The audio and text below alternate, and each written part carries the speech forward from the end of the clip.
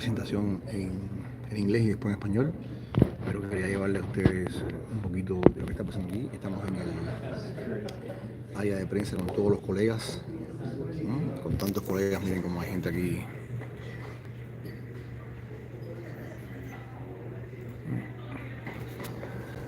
Muchísimos colegas esperando porque venga CHITO VERA. Ya habló Aljamain. Yo creo que está el hombre por ahí. Miren como hay prensa de Ecuador.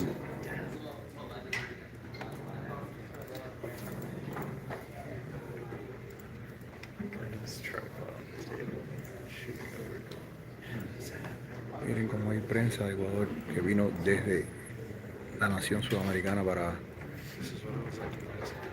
ver a CHITO VERA. For every single photo. Debe estar llegando pronto. Bueno, aquí estamos desde temprano en la mañana, desde temprano en la mañana para cubrir este evento de media.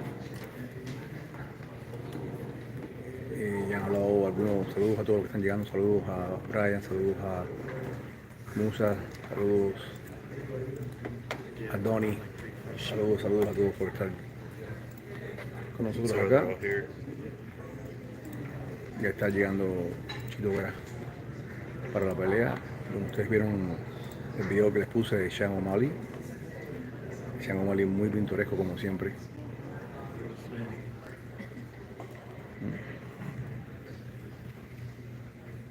No sé nada.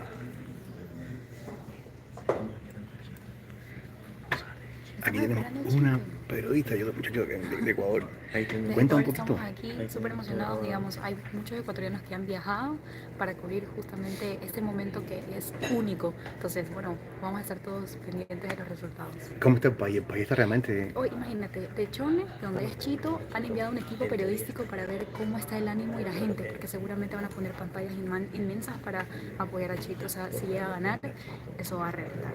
¿Cómo tú ves el estado de las MMA ahí en Ecuador ahora mismo? ¿Hay muchos muchachos que están creciendo? Sí, hay muchísimos ecuatorianos que de hecho salen del país y algunos de ellos se están preparando en México.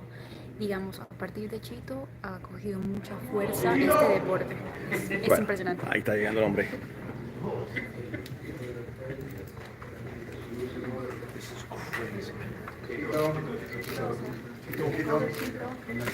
Chito. Hola. Chito.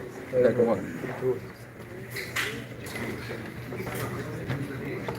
Bueno.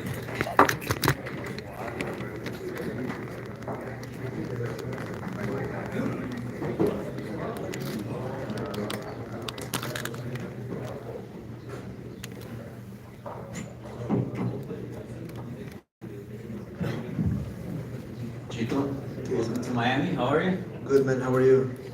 So let's just sort of address what's going on right now.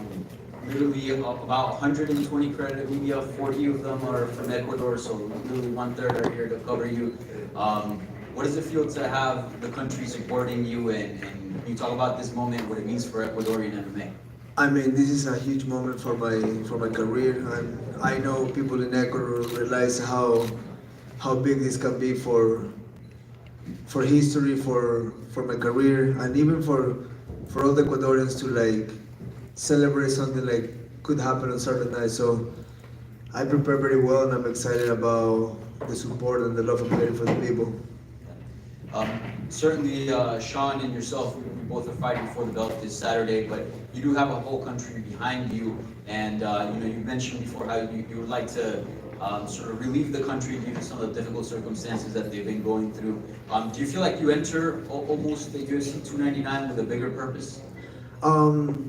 I believe I try to find bigger purposes than just the hype and fame or money, but for me it's just by leading by example and showing the people that with hard work and dedication you can really achieve your dreams, and you can get it done, and that will a win on Saturday night will definitely give my country something to hope, something to be happy for, and something that hopefully can change things.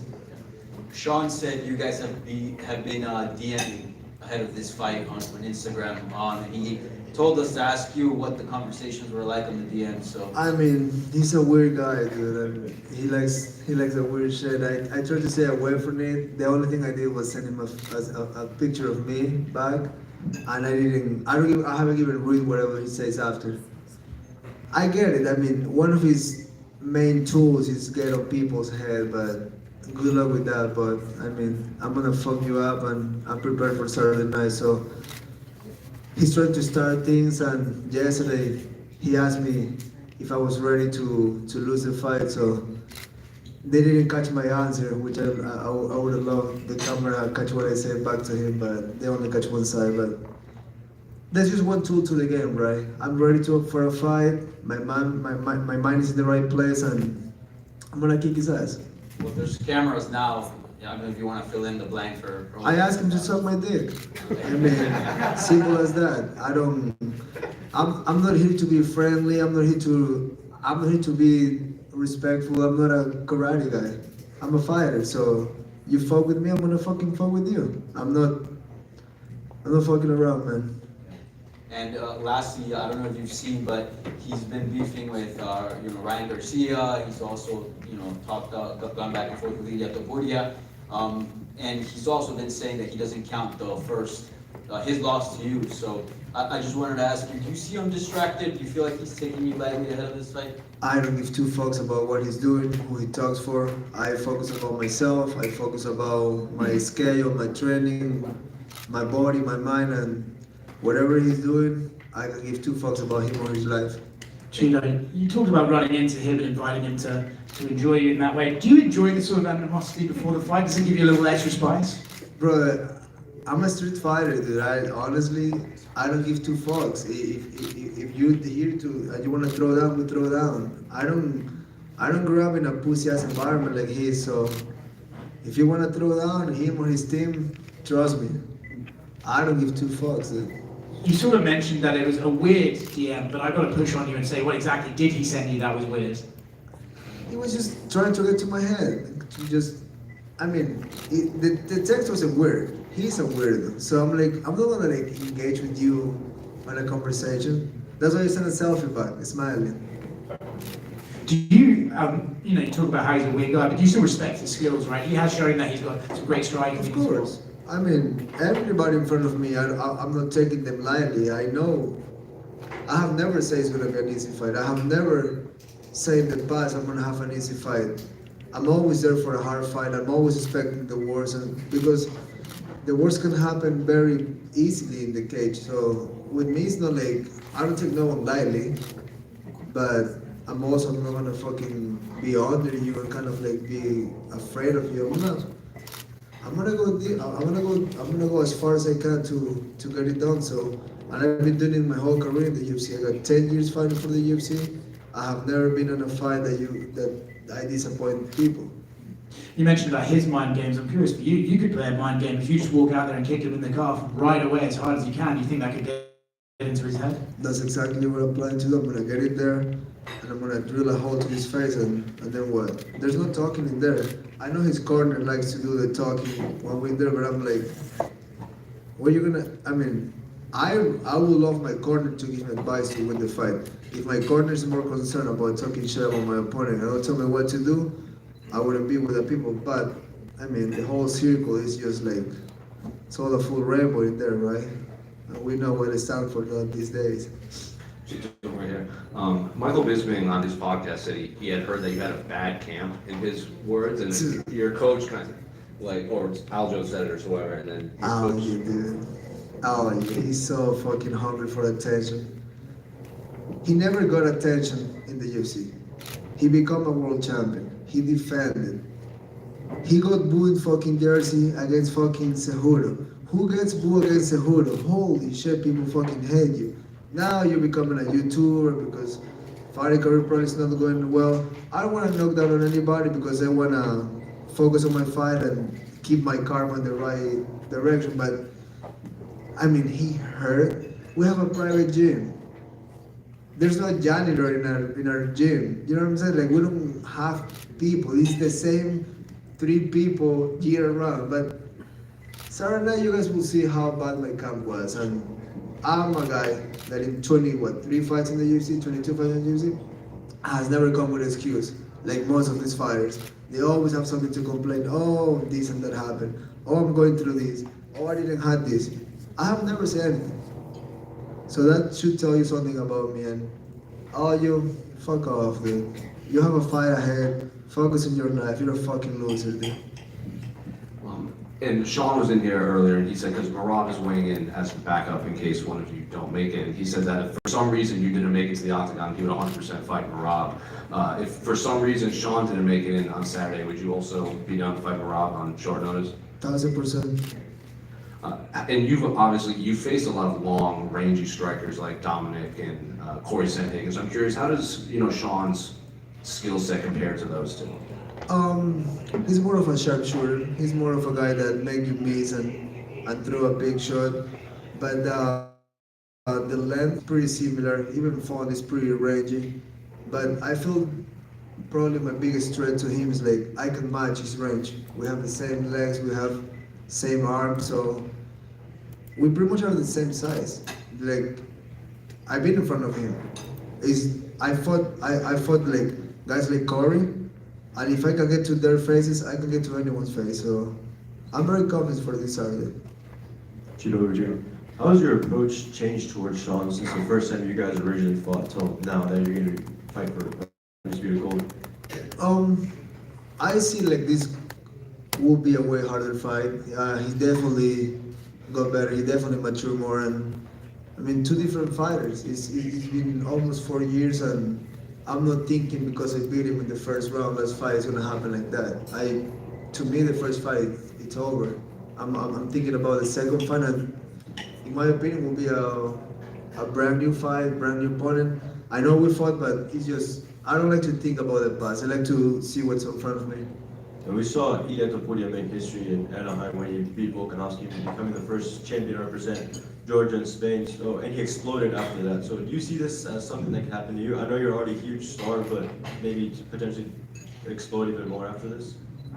That's what the winners get. I feel with a win on Saturday night, my name will keep growing, my brand will keep growing, but gotta win first. I feel like that's the most important thing, and I'm focused and I'm ready for Saturday night. And the focus is on Sean, but if you become champion, how do you envision your title reign as a UFC champion? I will keep it real. I will do the same thing I've been doing through the years. I will defend the belt against whoever is number one. I'm not gonna start getting picky or try to go to a different way class. Whoever is next in line, send it to me and just do it like that, like a real champion. Chito, right back here. You mentioned that Sean is a better fighter now. Just specifically, how do you feel he's improved? And then conversely, how have you improved since that first fight?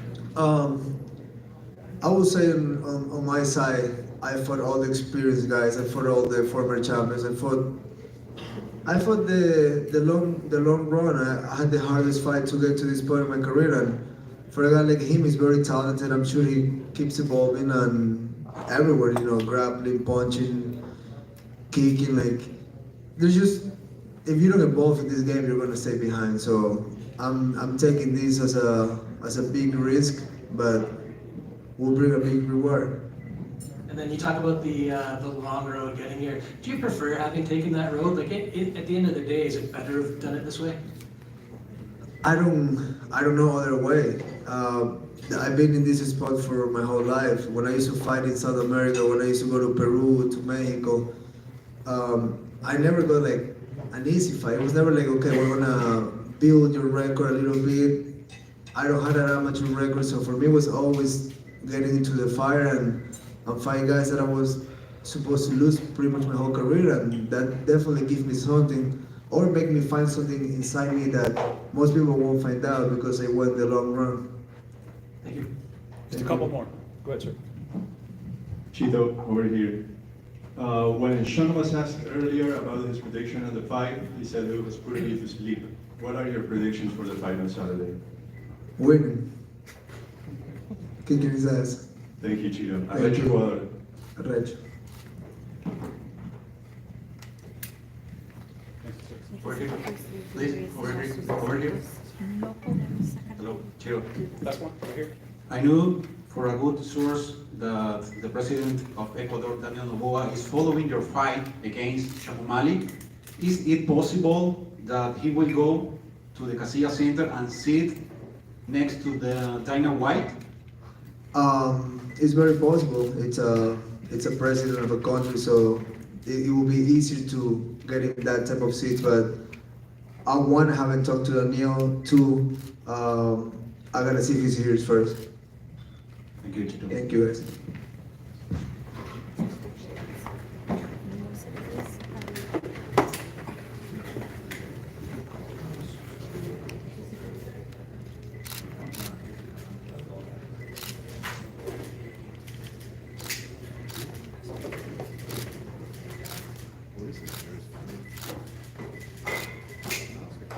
What's the jersey? ALD.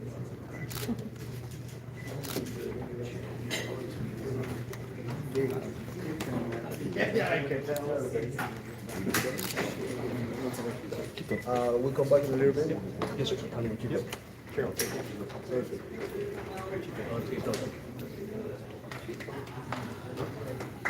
It's like a brand or something. I have no idea. You just said ALB. I'm like, I. Okay. Probably. What? Where is Steve Harvey's from? Right there.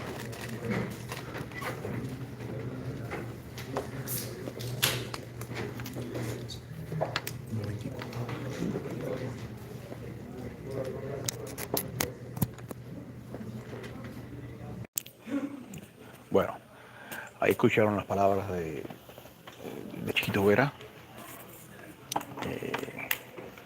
Después va a haber un encuentro en español nada más, así que no se me desesperen. Este fue para la prensa en inglés, pero después viene un encuentro en español con CHITO VERA y también lo vamos a transmitir en vivo para ustedes. Seguimos aquí desde el centro de prensa, ya habló la mayor parte de los peleadores, así que simplemente estamos aquí esperando que Chito hable en español. Para todos ustedes, gracias a todos por estar aquí, gracias por esos likes, gracias por el apoyo que están dando y nada, saludar un poquito a la gente que está llegando a la transmisión antes que venga alguien. Rafaelo, Félix, David, Donny, Pesantes, Roberto, Rojas Pérez, gracias hermano, gracias porque veo que te uniste a la membresía de nosotros, así que miles de gracias por estar apoyando el canal. Gracias a Manu Sá, gracias a Araceli, gracias a Carlos Ríos. Hay un rumor que dicen que el presidente de Ecuador puede venir. Un rumor que dice que el presidente de Ecuador puede venir a este evento. Gracias a Laín Mata, mi hermano del alma. Musa con pepperoni, gracias señor. Gracias a Matías Maltés. La canción no era mía, me la prestaron y tuve que devolverla. Acostúmbrate, Matías, acostúmbrate que al final todo es costumbre en la vida. Dice Coach, esta va a ser una verdadera batalla. Esperemos que sí que sea una batalla espectacular. Celín 28. Celín 28, gracias. Muchas gracias por estar con nosotros y aquí los voy a dejar que viene Pedro Muñoz.